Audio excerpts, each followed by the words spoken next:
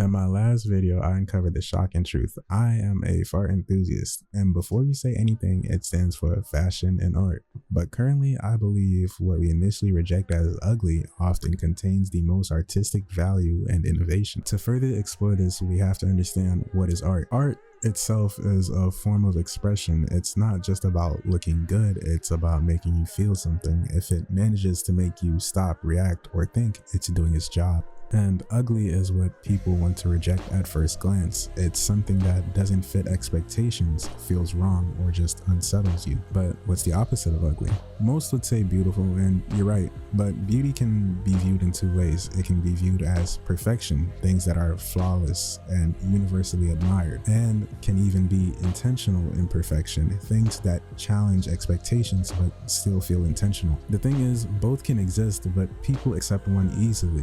Let's talk about a popular silhouette, the black canvas all-star lows. They're really simple, easy to look at, and widely favored by everyone in all walks of life. Take a look at them. The nice metal eyelets, the canvas upper, the white toe cap, and white stitching to contrast the black. Overall, it's just an okay shoe. Now, let's look at two other shoes that are often called ugly.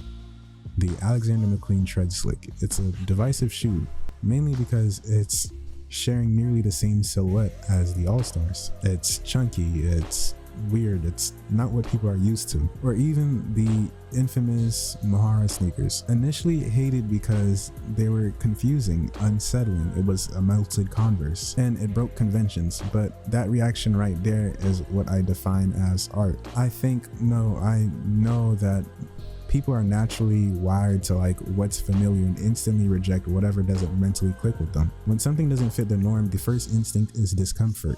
It's like an alarm going off in your brain. This isn't right, maybe I should move away from it. Most people would often listen to that instinct, but then there's always that one person, the one person who just has to put their hand too close to the stove. That person is someone like me, a fashion art enthusiast. For others, acceptance comes over time as their brains can even digest what they just saw. And it usually happens likewise over time or all together like a herd. It's a normal pattern that appears in all walks and forms of art, and not just fashion. A great example would be thinking of Vincent van Gogh as a painter. Back when he first debuted his paintings, they were awfully hated on. But now, over time, it's accepted. It's viewed as one of the best things in its time. Now, this leaves a question. Does this mean that someone putting an ugly piece of trash in a display box as art? No, that's not what I'm saying. Not all art necessarily has to be a statement, but as a consumer, you need to separate genuine artistic intent from lazy provocation, or what you might know as rage bait. Art sometimes has to be intentional disruption. A good piece of art doesn't just make you react, but leads that reaction towards a larger idea.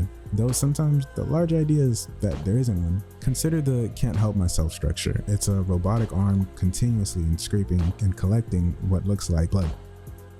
Over time, the robot's movements become desperate and sluggish as the fluid leak, making it appear to be fighting to survive. People watch the machine exhaust itself, which struck an emotional reaction, and that's what I consider a great example of art. Another form of intentional disruption in art would be, let's take in contrast, Piero Manzoni, who literally created artist shit. It was 90 cans filled with excrement. I'm uncertain if I can call that art, as there was no large idea. It simply generated the provocation he sought. If almost everything has the potential to be beautiful, then what is truly ugly? To me, not subjectively, but objectively, ugly is when something has no balance, no contrast, and zero cohesion. Like someone deciding to wear two loud pieces at once, a cheetah print shirt and zebra print pants. It's not bold, it's not challenging anything, it's just visual noise.